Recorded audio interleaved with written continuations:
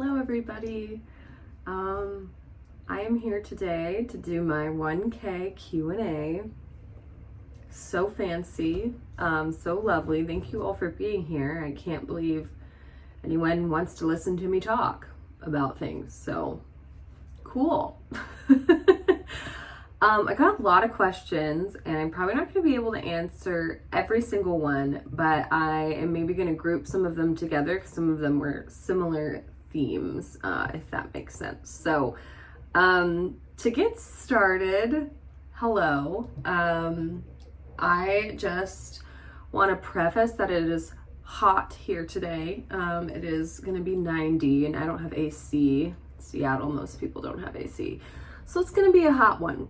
So if I start sweating, that's why. And I'm keeping my windows closed because I live in the middle of the city and there's construction happening all around my apartment right now and it is not fun. Not fun at all. Okay, so let's get started with one of the main questions I've been getting, which is, let's see.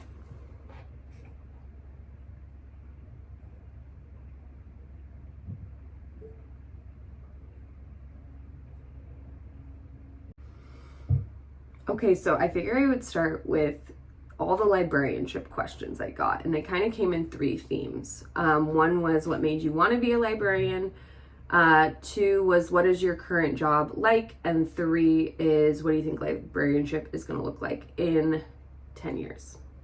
Okay, so let's start with question one. What made you want to be a librarian? Well, I worked in my college library in undergrad, and I really loved the pace of the job. I loved being around books. It was a very magical experience. And I also got to know a lot of the librarians that I worked with and the other library staff and got to see kind of what it looked like to work in a library. So that was a big inspiration for me. And when I graduated college, I was kind of thinking about going into getting my master's in special education or mental health. And I had worked in some scenarios around that, and I realized that caused me a lot of stress, and it just wasn't for me. I needed something that was not going to be as stressful, and so I kind of harkened back to my time in the library and decided that that was something I wanted to pursue further, and so I went and got my master's degree at the University of Washington in Library and Information Science. So that's kind of why I wanted to be a librarian. It honestly was nothing magical, nothing too out there, but really just because I wanted something low stress that made me feel like I wasn't contributing to the destruction of humanity, but I was helping people, but wasn't like, fully like stressing me out and I couldn't sleep at night and, just total burnout. So I needed something for me that felt like I could have time where I was with people and helping people, because I do like doing that, but then I need time away from that as well, where I can do more quieter things. And I find that librarianship has a nice balance of both those things. But again, it all depends on the job and also depends on the institution you work for. Some librarians might be watching this and say, I disagree. I think it's really stressful and terrible. But I think it just depends on who you work for. I've had a stressful librarian job and a non-stressful one, and they have both of them have not even come close to the stress I experienced of working in special education and mental health. So that's my perspective, I guess. Okay, and so then the second question was, tell me about your current job. So I am an academic librarian at a small liberal arts college in the Puget Sound, Washington area. I am the liaison to the humanities department, so I work very closely with English, languages and literature, history, religion, any humanities program that they got. And I really like it. It's a very low-key job. I'm technically an adjunct, so I have to have my contract be renewed every year. I'm not tenured faculty. So in a way, it is not ideal, but at the other side of it is that I don't feel a ton of pressure to have to like overperform or be really amazing, because I'm sort of like, well, you guys aren't really giving me a lot, so I'm not really going to give you a lot either. It's kind of a mutual understanding, as I would say. I just feel like there's pros and cons to being tenured and not being tenured. There's a really big commitment to wanting, if you're a tenured faculty on that track, where you really have to commit to the institution, the service, your scholarship, and when you're not tenured, there is a little bit less pressure. I guess that's what I'm saying. So yeah, that's where I am right now. It's all right. I do a lot of teaching, which I like to do. I teach information literacy and research skills to students, which I really like doing, essentially helping people navigate the wild information landscape that we live in these days. And that is something that librarians are experts in, that we get trained in, that we learn a lot on the job. Navigating, I don't know if you've ever been to an archives database, a library database, they're not always the most intuitive. Or if you've been looking for a journal article and the only way you can find it is through Google and it says it's going to cost you $40, but if you go through the library, it won't. That sort of thing. I help students navigate a lot of just wayfinding. And then my favorite part is when I get to actually maybe kind of help them do more critical thinking, help them think about research questions in a broader sense, help them understand a topic better. That stuff is the meaty, juicy stuff. So yeah, basically that's librarianship. I have a lot more thoughts on it. It really is, at the end of the day, I just want to say it's a job. It's not something magical. We're not superheroes. What we are is overeducated, underpaid people who are tired of that. We would like to be paid our worth. That would be really, really cool. That would be a cool thing. So I would love to continue being a librarian, but our society is making it harder and harder for people to work in jobs like these, with the pay being what it is. It's very hard to live your life. So pay your local librarian more money. So that's librarianship. If you have more questions about it, you can DM me. If it's something that you're interested in doing, getting a master's degree in it, talk to me. The biggest advice I can give you is make sure that you get work experience in a library or in some sort of information setting.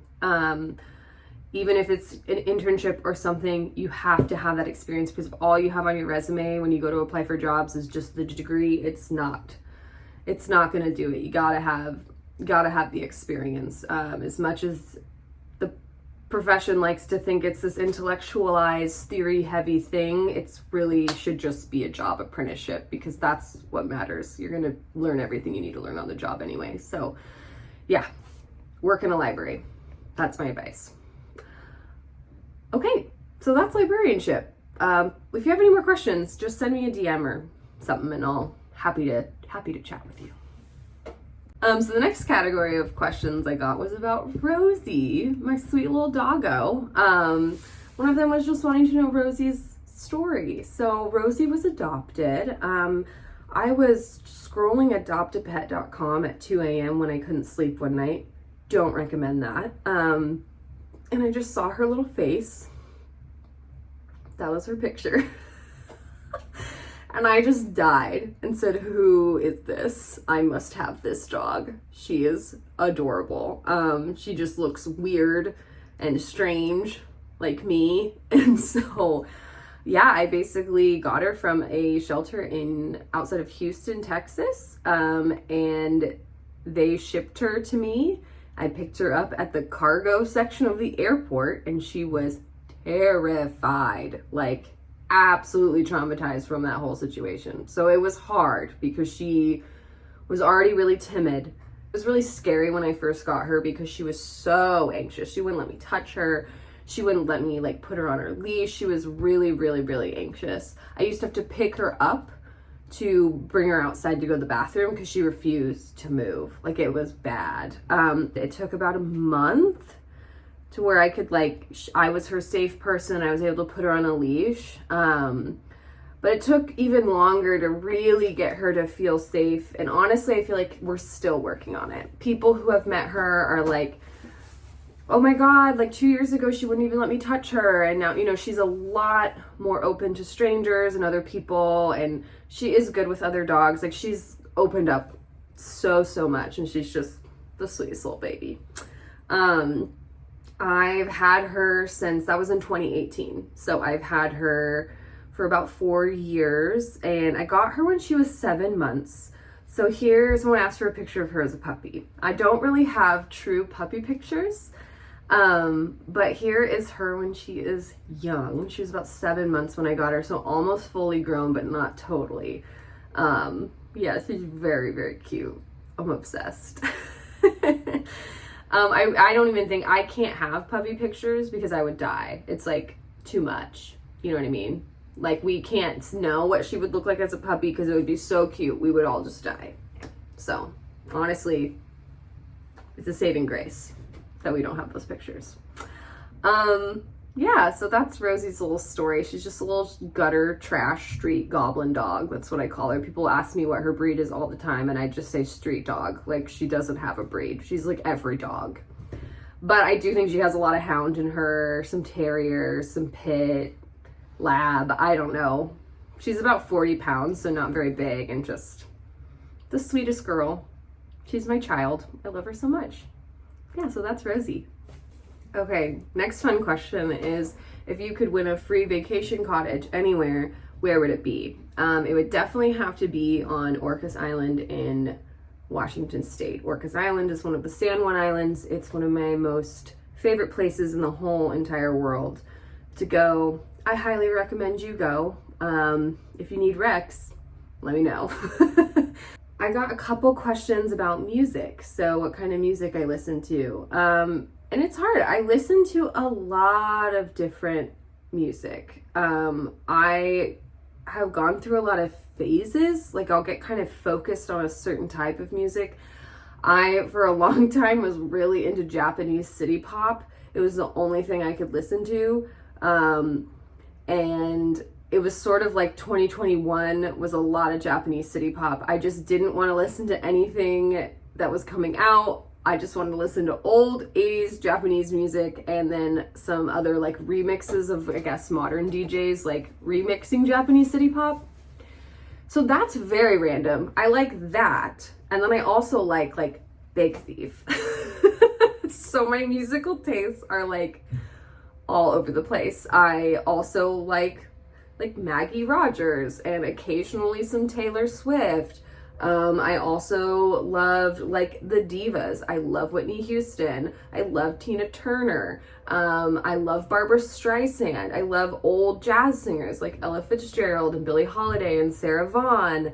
I'll listen to classical music. I love like a lot of indie stuff like Beach House and Phoebe Bridgers. I love Waxahachie. Yeah, but I also love like the Chicks. I'm going to see them this Saturday. I love Patty Griffin. I love Emmylou Harris. I love Joni Mitchell. I love Fleetwood Mac. Like, I love music, which sounds really, I love music. Like, who the fuck doesn't love music? So yeah, I have a very broad musical taste. I'll even do sometimes listen to hip hop. I like Kendrick Lamar a lot. I love Beyonce. Yeah, I love Chance the Rapper. So I have a very broad taste in music. Yeah. So that's that question. Another one that's sort of like culturally things that isn't really books, but what are my fave clothing brands? I don't really have brands necessarily that I like, but recently ones I've been going back to are Baggu. That's more like masks and purses, and I do have a couple of Baggu bags that I really love. I also like Big Bud Press because their pants fit my giant ass, so that's nice. My favorite clothing brands are any pants that fit my ass. Which is really hard. So when I find a pair of pants that just fits me, I'm like, cool, you're my favorite now. Yeah. I do a lot of thrifting. I do a lot of Poshmark. The majority of my clothes come from either thrift stores, Poshmark, or like Instagram people reselling their stuff. But I do also like, I used to be really into slow fashion, but I backpedaled a lot on that because I think a lot of it is very much virtue signaling and like posturing of like, ooh, look at me, I have a lot of money, I can buy a $300 dress. And it's like, cool, that doesn't make you a morally good person. So I'm a little bit like over slow fashion in a way. But I still, there's certain aesthetics that I'm still into. You know, I'm still the linen librarian. So I have a lot of linen, but I get it thrifted most of the time. I don't participate in buying that stuff new anymore. It's just too expensive and I can't justify it, and honestly I don't need to when there's so many secondhand stuff out there. So if you ever want a Poshmark tutorial, let me know. I'm kind of really good at finding vintage and cool stuff on Poshmark. I actually don't think I'm wearing anything from Poshmark right now, so I should maybe not brag about that, but this was from a flea market. This was from a flea market, or not a flea market, but like a little maker's market. Jumpsuit is Old Navy.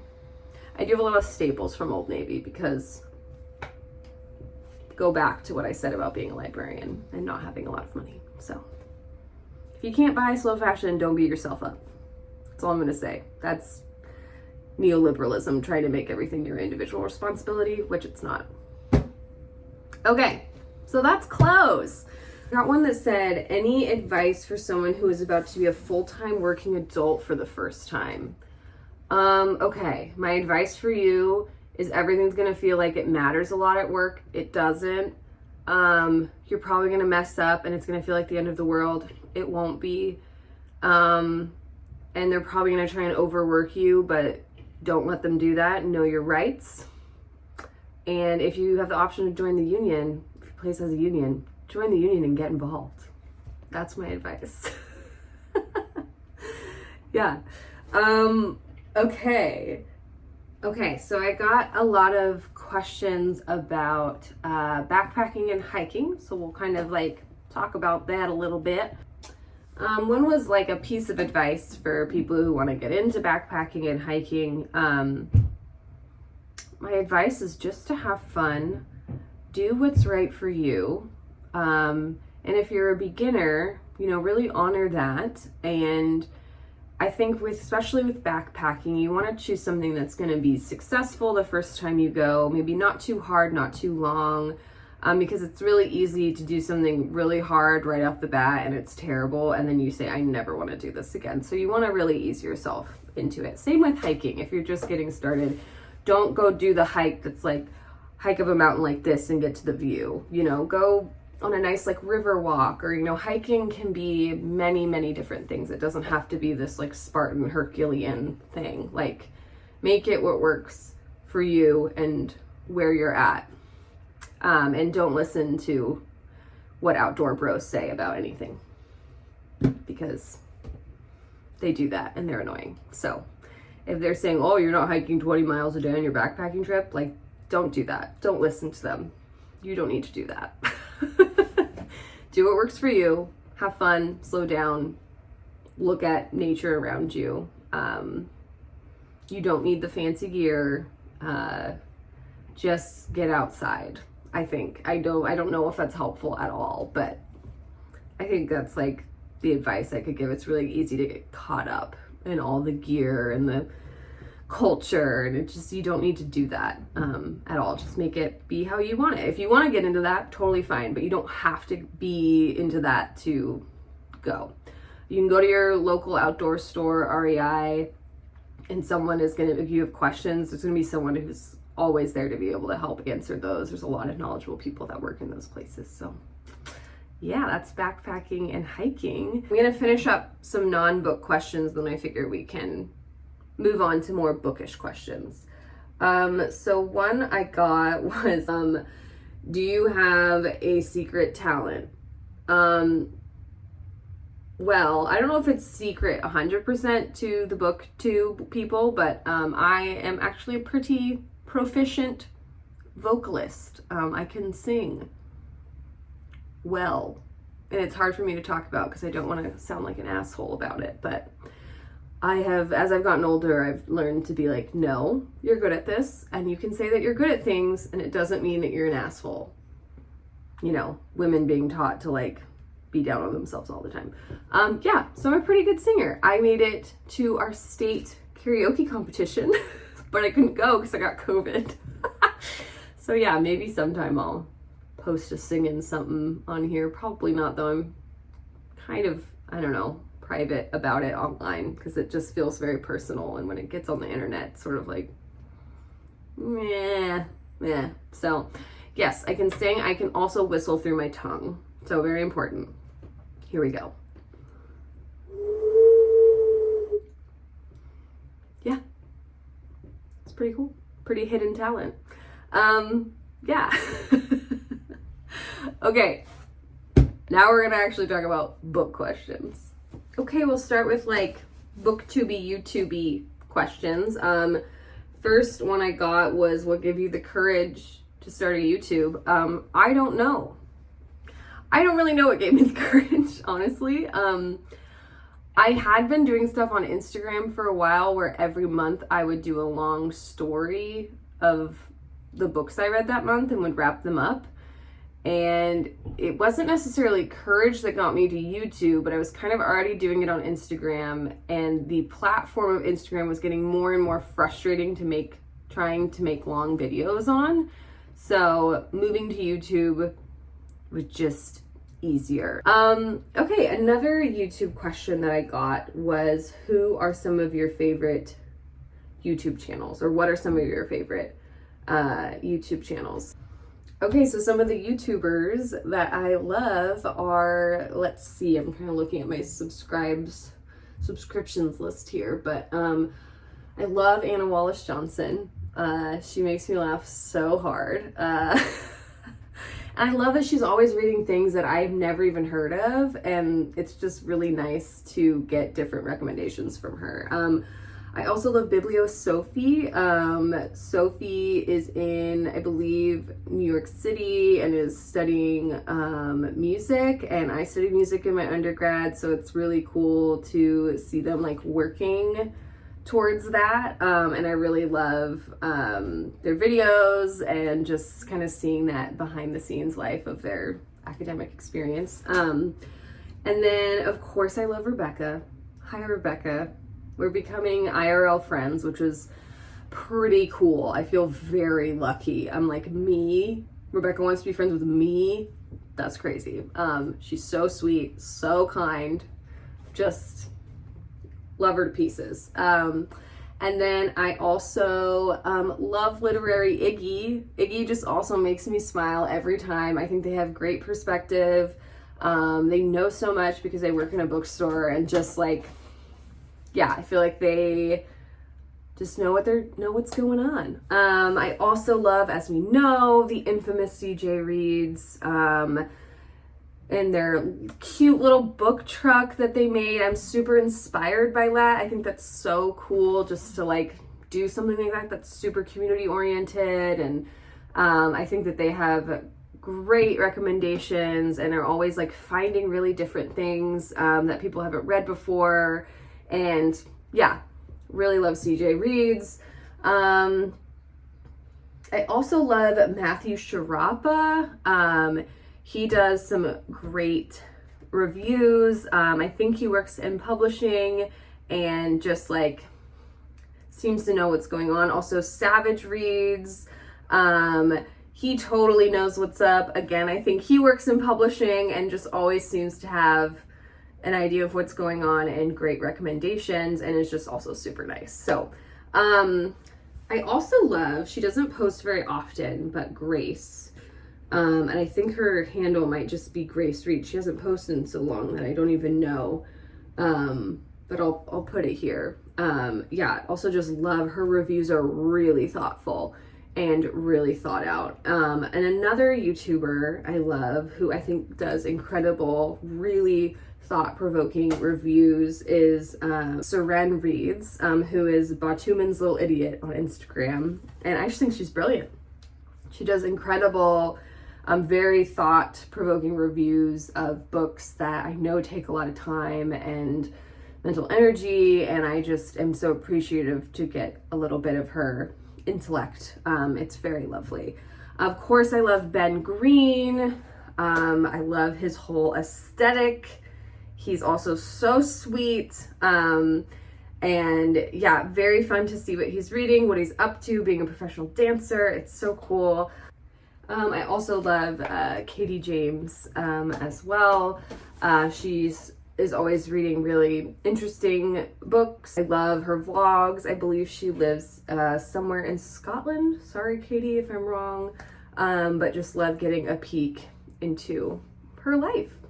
We also have Renee from So I Read This Book, and she's in New Zealand. And I also just love her book recommendations. Also feel like she's very sassy and honest, and I love that. And I know she loves Janet Jackson, and I love Janet Jackson, so there we go. Yeah, so those are some of the YouTubers that I like to follow and watch their videos.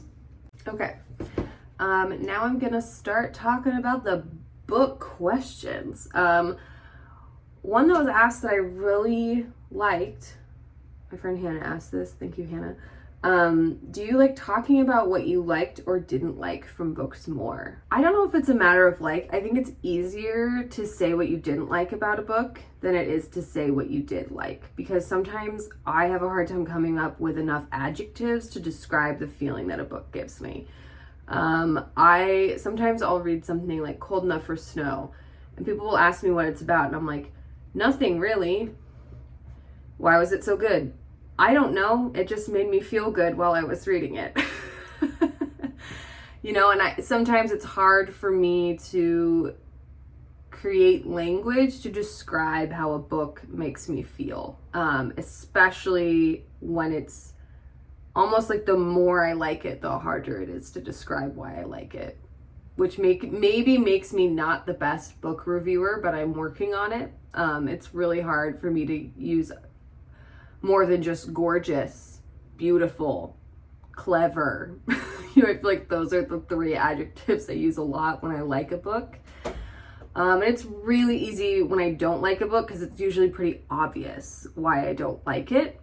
So yeah, I guess it's a lesson of learning. I need to maybe focus on why I find something so lovely. But sometimes finding things lovely can be hard to explain. Like, it's just tough. I don't know. Let me know if anyone else feels this way, that it's easier to dunk on a book than it is to rave about a book. I don't know. I find it that way. Another one I got that was really interesting was, what do you get from reading fiction that you don't get from anything else in life? Which is like, I mean, it's true. I do get something from reading fiction that I feel like I don't get from anything else in life, and that's why I love reading it. What it gives me, sometimes I'm not sure. It's just a very meditative and private experience that feels very calming and comfortable.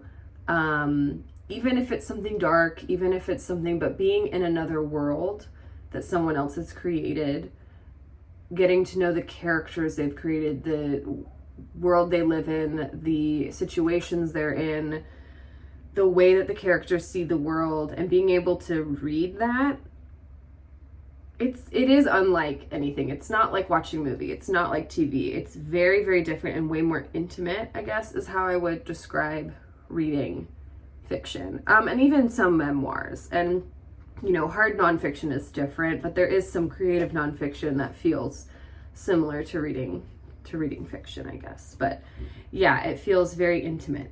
That's kind of, I guess, the best way to put it for me.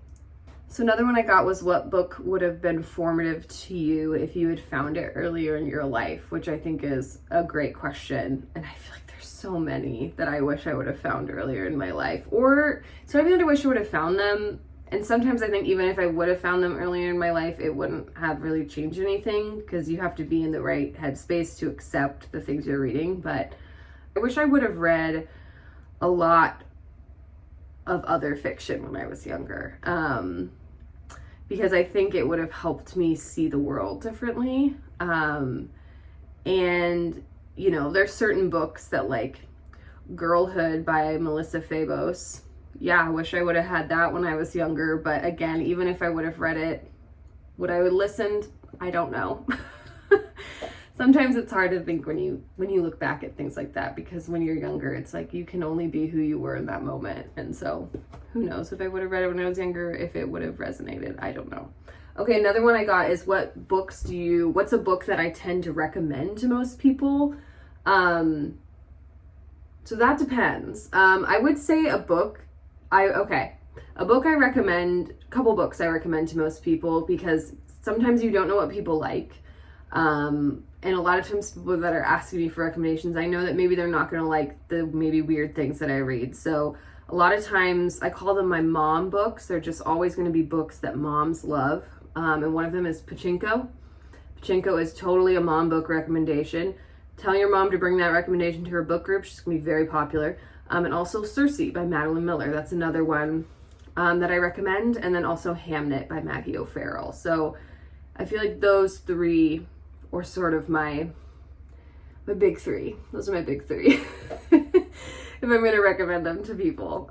Just because I feel like they're crowd pleasers in a way. And they speak to a lot of like big human themes, and they have that historical element that I think people really like. All three of those do. So I definitely think that those are some pretty solid, broad sweeping recommendations of good books for people to read. I was asked what my favorite books are. I'm not answering that. It's too hard. And let's see what other book questions there are. I know there's a few more. What were the most formative books through your higher education journey? I mean, that's hard. That would include undergrad and graduate school. I'm gonna have to think about that one. I mean, I took a class. My favorite class I took in grad school was information. I don't remember what it was called, but it was basically like the Existential Information Society. So basically we were learning about our current information society mixed with existentialism and how people had a fear of death. It was very cool. And so I read a lot of good things in that class. And one of the texts we read from was The Worm at the Core. I remember that really stuck with me. And it was really getting behind. It was a very deep class. Like we talked about like people's existential fears and things like that, and how it leads billionaires to hoard wealth. Like we had a whole conversation about that. I will say during this class, I read Jenny Odell's How to Do Nothing.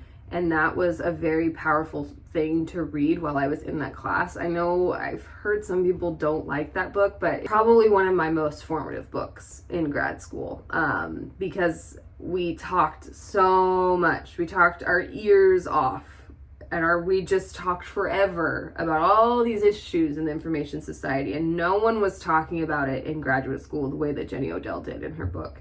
And that's what I was looking for. And I think that her thesis is pretty incredible, to like just stop and look at the world around you. It's simple. I just really, really loved that book. Undergrad, I don't really recall anything super intense. I don't want to say that I didn't have the best higher education experience, but I kind of didn't have the best higher education experience. I was stressed, working my ass off. And I was in such trauma mode most of the time that I don't really even remember a lot of things. So I don't have a ton to say there. I will say in college I discovered Anne Sexton's poetry, which I remember loving, and Emily Dickinson. Discovering both those poets in college was pretty life-saving. Ironic for the Anne Sexton part, no offense, but it was weirdly life-saving to read very depressing Anne Sexton poetry while I was also very depressed. So that's kind of books I read in higher education. And those are all kind of my book-themed questions. So, I'm probably gonna wrap this up here because I don't want to know how long this is. I've just been filming and talking, and I'm hopefully gonna edit a lot, and I really hope that it's not that long. Yeah, thank you all so much for listening and asking me such thoughtful questions. Some of you came up with some really interesting ones. I'm sorry if I didn't get to any of them. I tried to kind of like touch on themes of different things that people asked, so hopefully that worked. But yeah, hoping this video will not be more than a half an hour, but we will see about that. Anyway, hope you're all reading something lovely, staying cool in this summer heat, and I hope you like eat a nectarine and like swim somewhere. That's a very summery thing to do. Okay, have a lovely rest of your day. Bye.